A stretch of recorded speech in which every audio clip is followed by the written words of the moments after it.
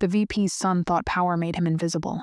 He strutted through the halls like the floor itself bowed under his father's name, like the rest of us were props in his performance of success. But that's the thing about arrogance. It makes people sloppy. It blinds them to quiet people like me. My name is Maya, and for 2 years, I watched him walk over people's careers like stepping stones. He'd steal presentations, take credit for analytics decks he couldn't even read, and somehow always land in the spotlight. The bosses laughed at his jokes. The HR team bent policies for him. And the VP, his father, looked at him like he was the heir to a dynasty, not a department. And maybe that was true, because in companies like Greystone Analytics, merit doesn't climb the ladder, last names do. I learned that lesson the day he framed me. It was a Tuesday morning when everything broke. I walked into the glass-walled conference room with my laptop under, my arm and confidence still intact. The air smelled of burnt coffee and fear. People whispered as I passed, their eyes darting away when I looked back. I didn't know it yet, but by the end of that day, my badge would be deactivated, my inbox locked, and my reputation hanging by a thread. At the head of the table sat Adrian Vale, the VP's son, impeccably dressed, one hand resting on a folder thick enough to ruin someone's life. My life. When he saw me, he smiled, slow, deliberate, practiced. The kind of smile that comes before a knife goes in. "Maya," he said, "thanks for coming. We just have a few questions. A few questions." That's what they always say before they bury you under evidence you didn't create. He opened the folder and slid a printed email across the table. My name, my email signature, my timestamp. Attached. Confidential client data sent to a competitor's address. For a moment, my breath just stopped. It wasn't possible. Those files were restricted. Only a handful of people had access, Adrian being one of them. But he sat there calm, almost bored, tapping his pen against the paper while I tried to understand how my life had been turned inside out overnight. The VP, his father, sat silently beside him, face tight with disappointment, like he couldn't believe his star strategist had failed him. Around them, HR and compliance officers stared like I was a criminal. "We traced the leak to your credentials," Adrian said softly. "It's serious, Maya. I wanted to tell you privately, but..." Protocol. He said it like he cared, like he wasn't the one who had done this. I wanted to scream. I wanted to slam the folder shut and throw it in his face. But instead, I just looked at him. I saw it then, the tiny glint of satisfaction in his eyes, the pride of a man who thought he'd won. And in that moment, something inside me shifted. I realized something powerful. He'd built this trap too perfectly, too quickly, and men like Adrian always forget the one rule of power games. The person they underestimate is usually the one holding the detonator. So I smiled. Just slightly, enough for him to notice, because I knew something he didn't. 3 weeks earlier, I had discovered he'd been tampering with access logs. I hadn't said anything then. I'd quietly set up a shadow audit trail, a hidden script that recorded every file he touched, every keystroke he made under the company's VPN. And now, that same arrogance that led him to frame me would be the very thing that got him arrested. But I didn't fight that day. I didn't defend myself. I didn't even deny it. I let them suspend me. I let the rumor spread that I'd been leaking company secrets. I walked out of that glass fortress in silence, because sometimes silence is the loudest weapon of all. They thought they'd broken me. Adrian thought I'd disappear quietly. He had no idea that the system he'd used to destroy me was about to expose him completely. In a world where everyone plays dirty, the smartest revenge is to make your enemy confess without realizing they're doing it. This wasn't just payback. It was precision. And when the trap finally closed, even I couldn't believe how perfectly it caught him. When I joined Greystone Analytics, I thought I'd found my place. It wasn't glamorous, but it was clean. Spreadsheets, strategy decks, market reports, a world built on numbers and logic, the kind of place where the best ideas were supposed to win. But Greystone wasn't built on ideas. It was built on politics. For 5 years, I kept my head down. I worked late, volunteered for impossible projects, fixed problems others caused. Quietly, efficiently, invisibly. My name was on the results, but never on the recognition slides. That's how you survive in companies like this. You become useful, not loud. Then, one spring morning, everything changed. The VP called an all-hands meeting to introduce a new addition to the leadership team. Everyone gathered in the glass conference room, the kind with designer chairs and a coffee machine that cost more than my monthly rent. He walked in before his father even finished the introduction. Tall, self-assured, expensive suit, and the grin of someone who'd never heard the word no in his life. Everyone meet Adrian Vale, our new senior operations lead. Senior operations lead. The title landed like a slap. He'd skipped every rung of the ladder I'd spent years climbing. No experience, no results. Just a last name that opened every door. The room filled with polite applause. He waved it off with fake humility, saying, "Please, just call me Adrian. Titles don't matter." Except they did, to him more than anyone. Within a week, he'd taken my team, my budget, and my workspace, all for collaboration. He'd sit across from me, perfume of entitlement thick in the air, asking for a few quick insights that took all night to produce. Then he'd present them the next morning like they were his own. I watched him stumble through client calls he didn't understand, bluff his way through numbers, and take credit for every win I'd bled for. The worst part? He was good at pretending to care. He'd drop by my desk, leaning casually against it with that disarming grin. "Maya, you're the brains here. I just make the slides look good." It was manipulation wrapped in charm. The kind of charm that HR couldn't document and managers didn't dare challenge. The VP, his father, adored him. To him, Adrian was the future. To the rest of us, he was a storm we had to survive. A few months in, I noticed something strange. Files were missing. Data sheets I'd worked on were showing up altered. The version history pointed to admin access, a level above mine. I mentioned it once in a team meeting. Adrian smiled and said, "Oh, that must have been me." I needed to update the metrics for the quarterly review. I didn't argue, but I saved copies, quietly, carefully. I always had a habit of backing things up. Not out of paranoia, just discipline. That habit would later save my life. Meanwhile, whispers spread. People who'd questioned Adrian's methods started getting transferred or reassigned. The VP called it restructuring. I called it cleanup. It became clear. Adrian wasn't just incompetent. He was dangerous. And people like him don't stop until they destroy whoever makes them look small. I made the mistake of making him look small. One afternoon during a board presentation, Adrian froze. A client asked about an analytics model, something he'd claimed to build. He glanced at me across the table, silently begging for help.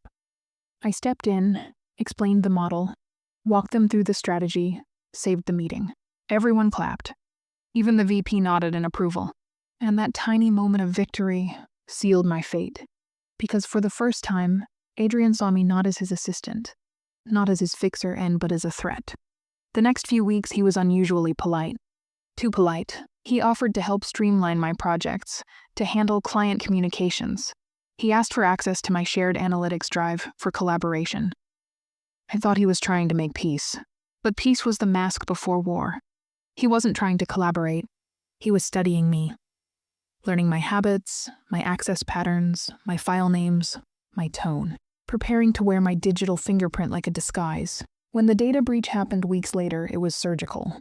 Whoever framed me knew exactly where to hit, which file paths to use, which timestamps would match my login hours, even how I named drafts. It wasn't random. It was crafted, and the only person with that level of inside knowledge was the same man who'd once smiled and said, "You're the brains here, Maya." I didn't know it then, but his downfall had already begun. Because arrogance always leaves fingerprints, and I had a habit of tracking everything. It started on a Monday. Mondays at Greystone were ritual. Burnt coffee, the smell of ambition, and that quiet tension that comes before performance reviews. I was sipping my coffee when my Outlook pinged. Subject, urgent compliance inquiry. At first, I thought it was a routine audit. Then I opened it. The message was short, sterile, terrifying. "Maya, please report to conference room 3B immediately. Bring your laptop.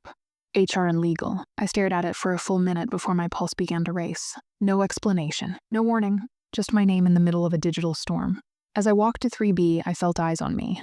People stopped talking when I passed. Some pretended to check their phones. Others just stared at their screens a little too hard. The silence said everything. When I entered, 4 people were already there. HR director, IT security lead, legal counsel, and sitting casually at the end of the table. Adrian. He looked like he belonged there. Like this was his show. The HR director gave a polite nod. "Maya, please have a seat." We've come across a serious issue involving client confidentiality. There's been a data leak. I blinked. Oh, what? The legal counsel adjusted his glasses. A file containing restricted client information was transmitted externally from your account 2 nights ago. I felt the world tilt slightly. That's not possible. I wasn't even logged in that night. The IT security lead opened a printed packet. Timestamps, screenshots, metadata. All of it tied to my name, my login, my system, and the file in question, one I'd last handled a week ago. Then Adrian leaned forward, voice dripping with manufactured concern. Maya, this looks really bad. I tried to tell them you'd never do something like this, but the evidence is, he exhaled dramatically. It's hard to ignore. His tone was perfect, gentle, sympathetic, rehearsed. He even looked down as if pained to be part of the conversation. I wanted to slap that expression off his face. The HR director spoke again. We're placing you on immediate suspension pending investigation. Please surrender your laptop and access card. For a second, I couldn't move. The room felt smaller, like the air itself had thickened. I didn't do this, I said quietly. Adrian looked up then, finally meeting my eyes. Sometimes people make mistakes under pressure, he said softly. We'll figure it out. There it was, the smirk hiding in the corners of his voice. The quiet triumph, the predator finally tasting blood. I handed over my laptop without a word. They escorted me out, HR to my left, security behind me. People in the open office pretended to type, but I could feel their stares like pinpricks. By the time I reached the lobby, the rumor had already begun its silent sprint. Greystone's glass doors reflected a version of me I barely recognized. Calm on the outside, burning on the inside. That night I didn't sleep. I sat on my apartment floor surrounded by notebooks, USBs, and printouts of past projects. I replayed every interaction with Adrian, every collaboration, every file he'd asked to double-check. He'd studied me. He'd mimicked my naming patterns, mirrored my timestamps, and used my shared drive to plant digital evidence. He knew just enough to fake authenticity, and just little enough to make mistakes. Because Adrian didn't know one thing, I'd built a redundant backup. System for internal audits, an invisible log of every file operation, separate from IT's main record, a system only I knew existed, and it didn't just track file movements. It tracked who moved them, by device ID, by network path, by physical login location. That meant if he used my credentials from his machine, it would show. I pulled up the logs from home, heart pounding, and there it was. The file that supposedly left. My workstation had originated from a different device ID. Not mine, not even close. A bold, stupid mistake. The next morning, I got a text from a former coworker. Heard about what happened. I'm so sorry. Adrian said you were under a lot of stress lately. Are you okay? Adrian was already controlling the narrative. He'd positioned himself as the good guy. The one who tried to help. The one who felt sad about my fall. I wanted to storm back into the office and expose him on the spot. But then I stopped. No, that's what he'd expect. Chaos, desperation, emotion. He wanted me cornered and loud. Instead, I'd be silent and patient. Because the one thing people like Adrian never anticipate is that sometimes the person they framed has already built the perfect stage for their own downfall. I didn't need to clear my name. I just needed him to hang himself, with the very rope he used to strangle me. And by the time I was done, he wouldn't just lose his job. He'd lose everything. His reputation, his father's trust, his freedom. He wanted to make me look guilty, so I decided to let him confess. The day after my suspension, I expected anger. Instead, I felt nothing. A hollow, sharp kind of silence. The kind that settles in when you've been punched too hard to breathe. Outside, though, the noise was deafening. Greystone had moved on without me. My email was deactivated, my name removed from team threads. People I'd mentored for years now avoided my calls. The story spread faster than truth ever could. According to Adrian, I'd been struggling lately. He told everyone I was under a lot of stress, and probably made a small mistake. It was genius, a soft lie wrapped in sympathy.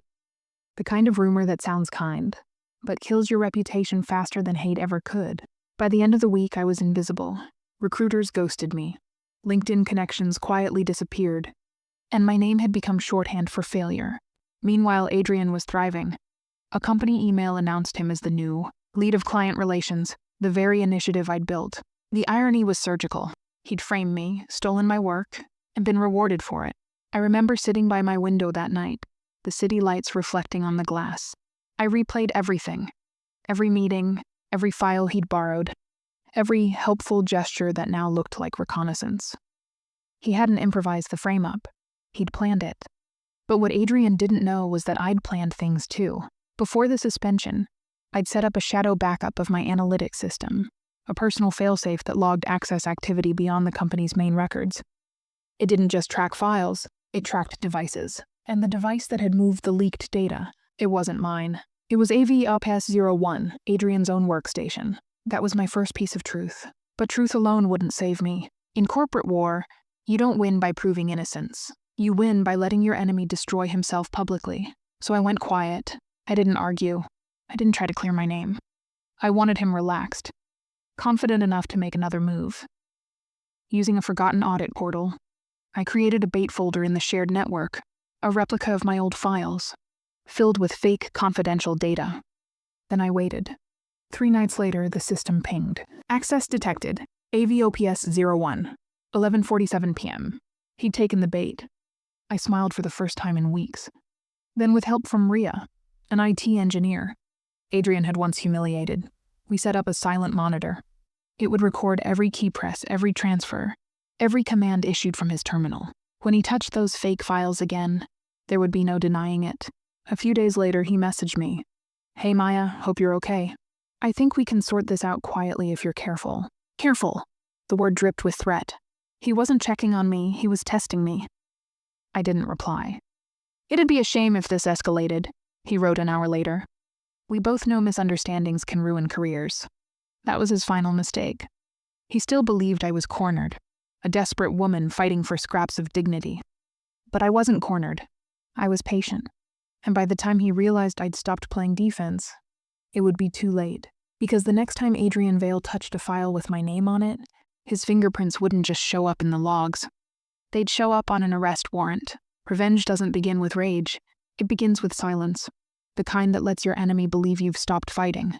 Adrian believed it. For 2 months after my suspension, I disappeared. No emails, no posts, no legal noise. Not even a whisper.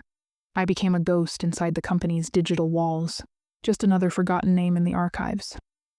And that's exactly what I wanted. Because silence makes people careless. Adrian started to believe he'd won.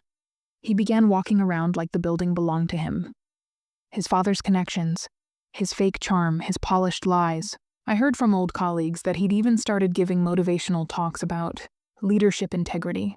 Integrity, the same word he used when he stabbed me in the back. But behind that fake confidence, I knew he had one weakness, the same one that got me suspended in the first place.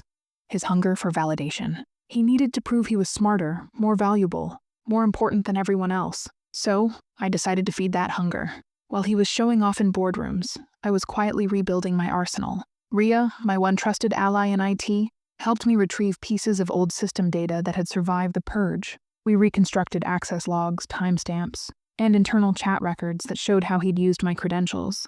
Each line of code was like a breadcrumb leading back to him. We didn't confront him. We just built the mirror and waited for him to look into it. The plan was simple. Bait him, watch him take it, and let the system record his every move. I created a hidden shared folder in the internal drive labeled Confidential, Q2 Performance. Metrics, it looked innocent enough. Just another folder I would have worked on before my suspension. Inside it, I placed fake documents with realistic client data, all slightly modified. But buried deep inside each file was a tracking tag. Invisible, unremovable, traceable directly to any user who opened or copied it. Then, I left small breadcrumbs, casual mentions on old project boards, notes implying that I had backed up sensitive analytics before I left. I wanted him curious. I wanted him greedy, and I wanted him to make the first move. Weeks passed. Then, one quiet night, the system pinged. Access detected. User, Adrian Vaughn. He'd opened the folder. And not just opened, he downloaded it. Twice. I sat there in the dark of my apartment, watching his activity log update in real time, line after line, timestamp after timestamp. He was taking the bait like a man too confident to notice the hook. He thought he was stealing leverage. maybe something to bury deeper, to make sure I could never come back. But what he was really doing was writing his own confession. That night I realized something. Revenge isn't about screaming your truth louder than their lies. It's about letting their lies echo so long that they trip over the sound of their own voice. Adrian thought I'd vanished, but I was right there, inside the system he thought he controlled, watching him tighten the loop I'd built for him, and soon he'd hang himself with it. It happened on a Thursday. Not dramatic, not stormy, just an ordinary quiet Thursday. The kind of night when the city seems to cut its volume in half and every hum feels louder. The HVAC in the data center, the fluorescent buzz above empty desks, tires whispering past office towers. There was nothing cinematic about it, which is exactly why it was perfect. I was at my apartment desk, lights low, a half-drunk cup of coffee gone cold at my elbow. The glow from my laptop painted my face the same pale blue it always did when I worked late. I was methodical, the way I always had been, checking logs, verifying timestamps, making sure every piece of the story I'd build could hold up under scrutiny. Ria had pushed me a fresh feed of activity captures and the encrypted roll of screen recordings. I watched them like a surgeon studies scans. Then the alert came. A small box in the corner of the monitor. Clinical and merciless. Alert: unauthorized access detected. File. Client audit 2025 final dex LSX. My pulse didn't spike so much as reconfigure. Everything narrowed to that sentence. I opened the monitoring dashboard and it populated. A cascade of entries, each more incriminating than the last. There it was, Adrian's device ID, timestamped at 12:23 a.m., a string of seconds that would unwind him. I replayed the capture. The cursor moved in a way that was too casual for someone who knew. They were being watched. The arrogance of someone who truly believed they were invisible. He navigated the shared drive, opened the file I'd carefully formatted to look irresistible, and scrolled without hesitation. The spreadsheet behaved exactly as I'd engineered. The forensic watermark lay dormant until the moment it was accessed outside of approved parameters. And once it detected an external transfer attempt, it called home, silently, like a witness raising its hand. The screen recording showed everything. Adrian copying the file to his downloads, switching to his email client, titling the draft, client performance, backup copy, attaching the document, and hitting send. His face was in frame for the briefest of moments, the dark silhouette of concentration, the slack jaw of someone pacing themselves for victory. I watched the exact flicker in his eyes as he hit send and closed the window, not knowing the window had already recorded his breath. The system pinged again. External transmission detected. Corporate policy violation. Ria's node had captured the outbound packet. The IP routing, the destination mail server, all of it. The watermark had triggered a live notification to compliance and generated a forensics payload tied directly to AVOPS-01. There was no room for ambiguity. It wasn't circumstantial. It was a chain of custody. For a moment I sat very still. The apartment hummed. The city buzzed. The world, which had felt so intent on breaking me for weeks, now felt like it had been rearranged into a single line of dominoes. I felt a strange mix of cold relief and deep exhaustion. Relief because the long, quiet work had paid off. Exhaustion because justice had required such meticulous, lonely patience. I encrypted the footage, wrapped the logs, and sent them to Ria with one short message. Ready. She replied with a single word back. Now. I didn't call anyone. I didn't crow. I composed an email instead. Surgical, restrained. The subject line was plain. For your attention. Potential breach. Evidence. Enclosed, I attached the encrypted forensics package, addressed it to Vice President Vaughn, and CC'd legal and compliance. No flourish. No accusation. The files would speak and they would speak clearly. By late morning, the ripples began. An IT admin pinged, Ria. Suspicious traffic on AVOPS-01. Compliance opened a case. Within hours, the VP's office had convened a private meeting. Nobody shouted. The corporate machinery moved silently but inexorably. Access revoked. Credentials disabled. Security called. At 2:40 p.m., a photo made it to my feed. Adrian, escorted out of the building by 2 security officers, his tie crooked, his face ashen. His father followed, expression unreadable, a mask of tightly contained disbelief. I didn't feel triumphant then. I felt the weight of the months that led here, the small betrayals, the quiet erasures, the nights cataloging logs while the world slept. I felt the strange, almost sacred satisfaction of seeing a plan executed with the precision of a clockmaker, and beneath it all, an unexpected softness. The knowledge that I no longer had to live in that smothering, petty theater of office politics. Later, small things unfolded the way a bruise does, slowly with color. Legal pulled the forensics, matched the packets, and reached out to authorities. The watermark tied the file to an external transmission. Screen captures showed Adrian's hand moving the file. The chain of custody was clean. Within days, interviews became investigations, and investigations became an arrest. The same whispers that had stripped me of my name now circled around someone else. I didn't watch the arrest on television. I didn't clink glasses with colleagues. I shut my laptop, stood by the window, and let the night settle. There was no gloating in that quiet, only the clean, steady breath of someone who'd been pushed to the edge and had learned how to walk back from it, deliberately with intent. Trigger night wasn't about spectacle. It was about the slow justice of systems used rightly. A small file, a hidden watermark, a patient plan, and the arrogance of a man who thought he could buy his way above consequence. The trap didn't explode. It closed, like a door shutting on the sound of his footsteps as he left. 2 weeks after Adrian's arrest, the storm finally settled. The news broke quietly. A small headline on a business outlet. The Sun accused of corporate data breach, Greystone under internal audit. No sensationalism, no interviews, just a single paragraph that confirmed what I already knew. The empire had cracked. And the cracks began the night he hit send. Inside the company, things moved fast. Compliance purged old accounts. The board called for a restructure. Greystone issued a statement about reaffirming integrity and transparency. In plain English, they were cleaning up the mess Adrian had created. I didn't return to that building again. My badge was never reactivated. I didn't want it to be.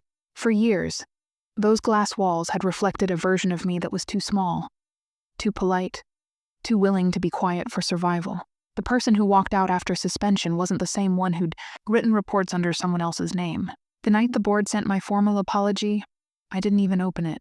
I archived the email, shut the laptop, and watched the city lights flicker from my apartment window, each light a story. Some full of ambition, some full of mistakes, all of them burning quietly. That's the thing about revenge. People imagine it's loud, dramatic, maybe even cruel. But real revenge isn't a shout. It's a whisper that echoes long after you've left the room. Adrian learned that the hard way. When you live your life thinking power protects you, you forget that truth doesn't need power to survive. It only needs proof. And proof was what I left him with. Weeks passed. My new job came through. A firm smaller, sharper, and built on merit instead of hierarchy. My boss asked on the first day, "So why did you leave Greystone?" I smiled, calm and measured. "I didn't leave," I said. "I just decided to stop working for the wrong side." The office laughed, thinking it was a joke. But I meant every word. That night, walking home, I passed a street vendor selling watches. I stopped, picked one up. Silver face, minimal design, secondhand smooth as silk. Time had become my greatest weapon once. Now it was simply mine again. For the first time in a long time, I wasn't thinking about payback or justice or survival. I was just free. I didn't destroy Greystone. I simply removed the rot. And sometimes that's all it takes to rebuild something better. To prove that silence can be strategy and patience can be power. I reached home, placed the watch on my desk, and stared at it ticking, clean, precise, unstoppable. Just like the plan that had brought everything full circle. A quiet smile crossed my face as I whispered to myself, "Checkmate." You just heard another true story of power, betrayal, and poetic justice. This is revenge unfolded, where every silence hides a strategy, and every downfall begins with a single mistake. Subscribe. Because in the corporate world, revenge is just business.